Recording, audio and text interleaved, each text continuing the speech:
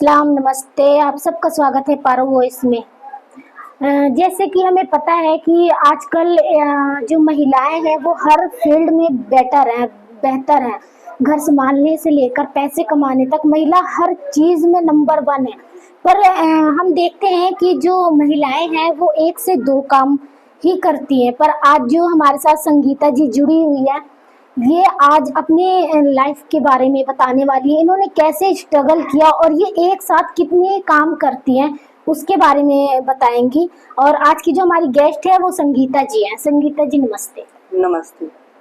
संगीता जी, मैं आपसे जैसे कि आप को पता ही है कि मैं आपसे आज क्या बात करने वाली हूँ। मैं आज आपसे आपकी लाइफ की स्टोरी जानना चाहती हूँ।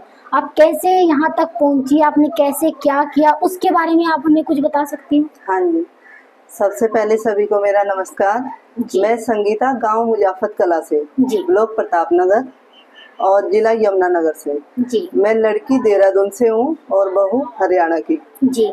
मैंने स्टार्टिंग में मेरा पढ़ाई का शुरू से ही बहुत मन था और मेरा सपना था पुलिस में जाने का। जी। रियल बताऊं तो मैंने पढ़ाई की 10th तक।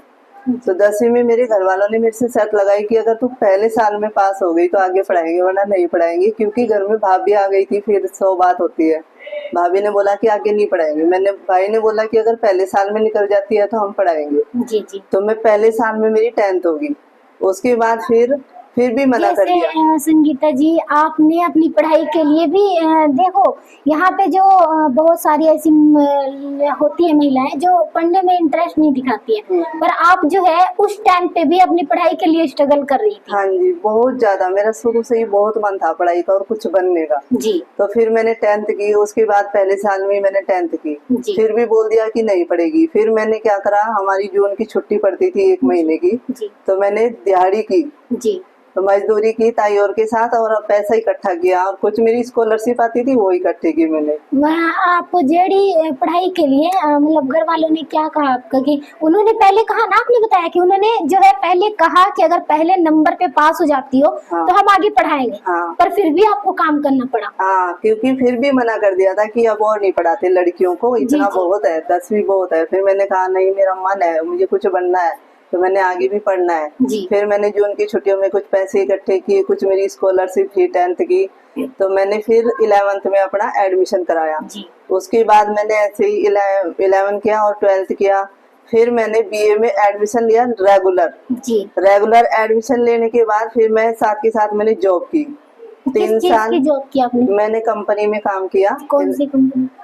इलेक्ट्रॉनिक कंपनी थी, उसमें काम किया, जिसमें हमें 9,000 रुपया महीना मिलता था। तो आपके घर वाले आपकी पढ़ाई के लिए नहीं मान रहे थे? हाँ जी। काम के लिए कैसे माने? काम के लिए बस घर की स्थिति हमारी बहुत ज्यादा खराब थी। मेरे पापा ड्रिंक करते थे और भाई भी मतलब इतने एग्री नहीं थे घर में। मतलब मैं लड़कों की तरह रही शुरू से ही। जी। फिर मम्मी भी मुझे बहुत सपोर्ट करती थी। मेरी मम्मी ने मुझे बहुत सपोर्ट करा और उन्हीं की वजह से शायद मैंने बीए भी करी। तो बीए करते करते 3 साल तक मैंने जॉब भी करी। जॉब करने के बाद फिर मम्मी ने कहा बेटा तुम्हारी एज जो है 25 साल हो गई और सभी बोलते हैं कि अब शादी भी करनी है। तो फिर मैंने जो है, मेरी मम्मी ने और हमने थोड़े थोड़े पैसे इकट्ठे करके हमने कुछ टूम टाम वगैरह ऐसे बनवाई। मतलब मैंने खुद अकेली नहीं किया। आपने देखा है जो लड़कियां होती हैं वो उनके परिवार वाले उनकी शादी का टेंशन उठाते हैं। या फिर हम कह दें कि उन्हें पहले से होती है कि भाई हमें पैसे जमा करने। पर यहाँ पे जो है एक महिला जो कमा के अपना घर चला रही है, पढ़ाई कर रही है। सबसे पहली बात मैं यहाँ पे यही कहना चाहती हूँ कि जब कोई पढ़ना चाहे तो अक्सर ही लोग हैं घर वाले रोक देते हैं। पर आपने खुद से पढ़ाई की, खुद से पैसे और खुद की शादी के लिए आपने पैसे जमा करे। खुद की शादी के लिए, खुद की शादी का पूरा अरेंजमेंट मैंने अकेली ने किया, जिसकी दात आज भी मुझे गांव वाले देते हैं। और मैंने साथ साथ मैंने पुलिस की भर्ती की भी अप्लाई की। मैं हरिद्वार गई थी पुलिस की भर्ती में और दिल्ली भी गई मैं पुलिस की भर्ती में। लेकिन मैं वहाँ पे मेरा हाई जंप में पैर टच हो गया, जिसकी वजह से मुझे आगे कोई चांस नहीं मिला। और फिर स्थिति भी हमारे घर की खराब होती चली गई। कोई बात नहीं। फिर उसके बाद हमारी शादी हुई सन 2015 में। सन 2015 में हमारी शादी हुई। उसके बाद जब मैं यहाँ हरियाणा में आई तो मुझे बहुत अलग माहौल मिला। काफी ऐसे लोग मिले जिन्हें मतलब शिक्षा के बारे में काफी कम पता था। और मुझे पहली बार यहाँ आके ऐसा लगा कि मैं पता नहीं कैसे माहौल में आ गई। फिर मैंने गांव में जो है मेरे पास एक स्कीम आई सेल्फ हेल्प ग्रुप। जी जी। तो उन्होंने मुझे बोला कि आप इसमें जुड़ो। स्टार्टिंग में मैंने अपने हस्बैंड से राय ली, तो मेरे हस्बैंड ने मुझे ये बोला कि तुम्हारा जो भी मन है, तुमने इतनी पढ़ाई की है, तुम्हारी पढ़ाई खराब नहीं जानी चाहिए, जी जी। तुम्हारा जो मन है तुम वो करो। मेरे हस्बैंड ने मुझे बहुत सपोर्ट किया। फिर मैं समूह सखी बनी, गाँव में मैंने सेल्फ हेल्प ग्रुप खोले जी। और गाँव हर साल पूरे गाँव की मैं मीटिंग लेती हूँ। उसके बाद जो है मैं फिर टीचिंग लाइन में जुड़ गई। मैं आपसे एक सवाल करना चाहती हूँ। आपने कहा कि जब आप यहाँ पे आई, हाँ जी, आपको माहौल अलग लगा, हाँ जी, एजुकेशन को लेकर लोगों की सोच अलग लगी। हाँ जी। उस टाइम पे आपको लगा नहीं कि आपको कुछ चेंजिंग करना चाहिए? बहुत लगा। मैं इतनी उत्सुक हुई, मतलब मुझे ऐसा लगा कि मैं इस गांव को कैसे चेंज कर दूं, कैसे यहाँ के बच्चों को कितना आगे बढ़ा दूं। मैंने यहाँ की जो पढ़ी लिखी बहुएं लड़के मैंने सबको बोला, मैंने कहा इस हिसाब से तुम पढ़ाई करो, ऐसे अपनी तैयारी करो। लेकिन मेरी किसी ने शायद कम सुनी। लेकिन अब मेरे को लगा जैसे आगे और भी बहुएं आई पढ़ी लिखी, तो मैंने उनसे बातचीत की, तो अब मुझे लग रहा है कि हाँ सब अपने बच्चों के लिए एग्री है अच्छी शिक्षा देने के लिए। मुझे अच्छा लगा देख के।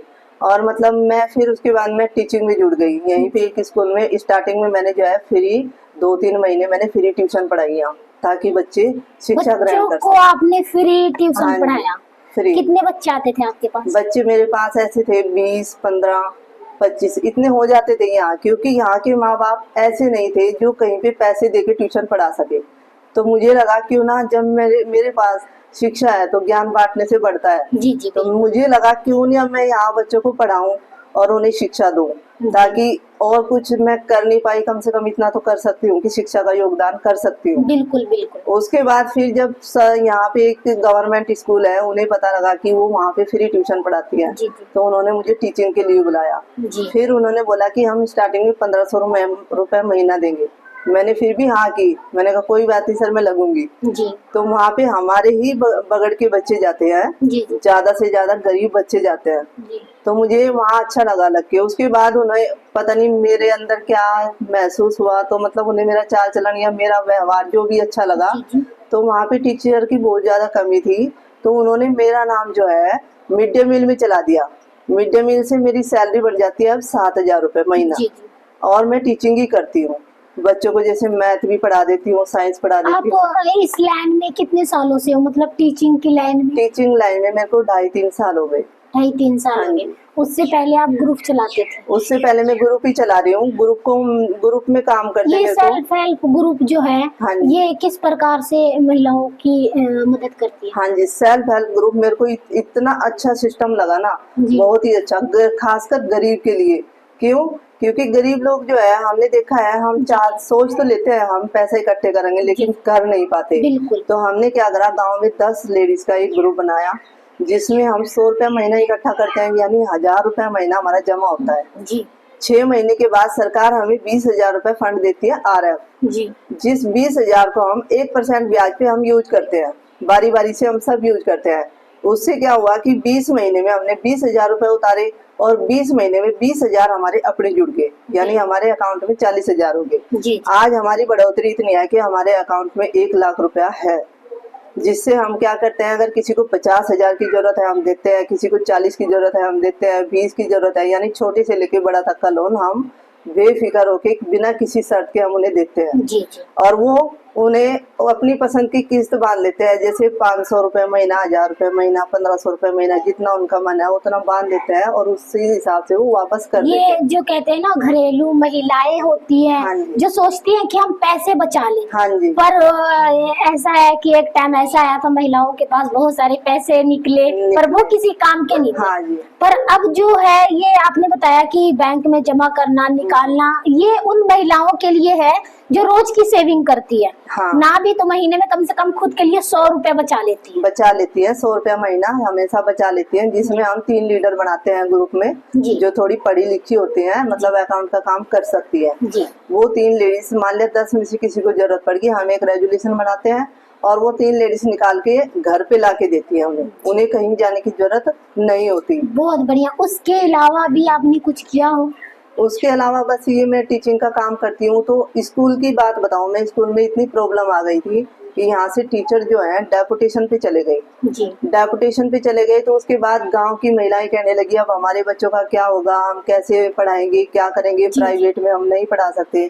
गरीब घर के जो बच्चे हाँ होते जी। हैं वो प्राइवेट में नहीं, प्राइवेट अफोर्ड ही नहीं कर सकते। हाँ जी। क्योंकि माँ बाप दोनों ही जो है कमा के लाए तो एक बच्चे का पालन पोषण कर बिल्कुल, सकते, तो वो सही अफोर्ड तो नहीं कर सकते। हाँ जी, वो अफोर्ड तो नहीं कर सकते। उनके लिए आपने क्या किया? उसके बाद फिर मैंने क्या करा, मैंने पंचायत में बात की, जी। पूरी पंचायत में सारी महिलाओं को इकट्ठा किया जी। और इकट्ठा करके उन्हें मैं DWO में लेके गई। जी। और DWO में जाके मैंने वहाँ पे एक एप्लीकेशन बनवाई थी ग्राम पंचायत की। वो एप्लीकेशन दी तो DWO ने तुरंत लेटर जारी किया कि तुरंत प्रभाव से अपने स्कूलों में ज्वाइन करो।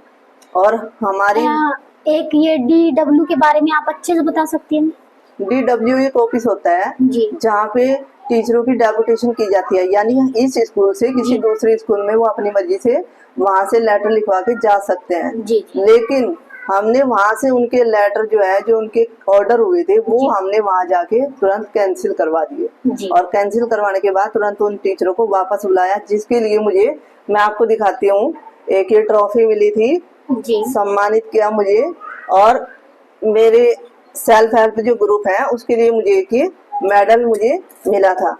जी। एक ही मेडल मिला था, जिसके लिए मुझे गांव में सम्मानित किया गया। मुझे इतना अच्छा लगा ना, मुझे ये लगा कि सच में आज मैं पुलिस बन गई, मतलब बहुत अच्छा लगा मुझे। एक जो होता है ना, एक आप देख सकते हो कि जो दीदी है उन्होंने अपनी मैं कह सकती हूँ अपने परिवार के साथ रह के भी इन्होंने स्ट्रगल किया।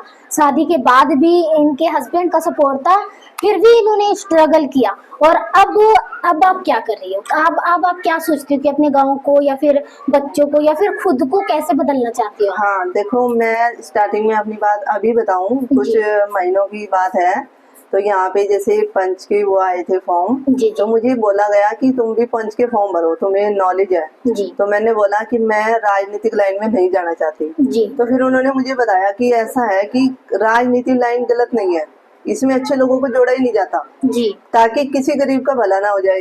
तो मेरे माइंड में ये बात बैठ गई, मैंने तुरंत फॉर्म भरा, तो मुझे सहमति से जो है पंच बना दिया गया। आज मैं अपने गांव की पंच भी हूँ, और मैं आगे भी चाहती हूँ कि मैं कुछ ऐसा करूँ जो मैं अपने पूरे गांव को बदल के रख दूँ, यानी यहाँ पे बहुत ज्यादा शिक्षा हो। संगीता जी, आपको क्या लगता है, जैसे कि आपने किया, आपकी जैसी बहुत ऐसी औरतें होंगी जो आगे निकलना चाहती होंगी, जो अपनी लाइफ में हर एक दिन प्रॉब्लम को फेस करती होगी, जो आपकी तरह ही किसी न किसी सपने को लेकर बहुत ऐसी महिलाएं होंगी, जैसे कि आपका एक सपना पूरा नहीं हुआ तो उनका भी एक सपना पूरा नहीं होगा, उनके लिए आप क्या कहना चाहोगे? देखो, मैं यही कहना चाहूंगी कि मान लेती हूँ मैं हमारा एक सपना पूरा नहीं हुआ, लेकिन काफी रास्ते ऐसे होते हैं जो हमारे लिए खुलते हैं। जी। अगर हमारे लिए एक रास्ता बंद होता है तो दूसरा खुलता है। जी। मान लिया मैं पुलिस बनना चाहती, लेकिन मैं लाइन में किस में चली गई, टीचिंग लाइन में, जो मैंने कभी सोचा भी नहीं था। उसके बाद आप पंचायती लाइन में चली गई। पंचायती लाइन में चली गई। गांव में मतलब और भी काफी कुछ है, जैसे सेल्फ हेल्प विकास किया मैंने गांव में, तो मतलब काफी ऐसे रास्ते खुल जाते हैं। बस हमें क्या होता है, हमें उसे सोचने समझने की शक्ति हमारे अंदर होनी चाहिए। जी बिल्कुल। हाँ जी। तो देखा आपने कि अगर एक महिला चाहे तो वो एक सपने को छोड़कर बहुत सारे सपने को जी सकती है, पर उनमें संगीता जी जितना विश्वास होना चाहिए, कॉन्फिडेंस होना चाहिए। तो जो संगीता जी ने बताया, जैसे कि उन्होंने कैसे किस तरीके से किया, ये मैं कहूँगी कि हर एक महिला ऐसे ही करे, ऐसे ही बने जैसी हमारी संगीता जी है। तो आज के लिए पारो वॉइस में इतना ही। हम फिर मिलेंगे एक नई महिला, एक नई सोच और एक नई उम्मीद के साथ। तब तक के लिए मुझे दीजिए इजाजत। धन्यवाद।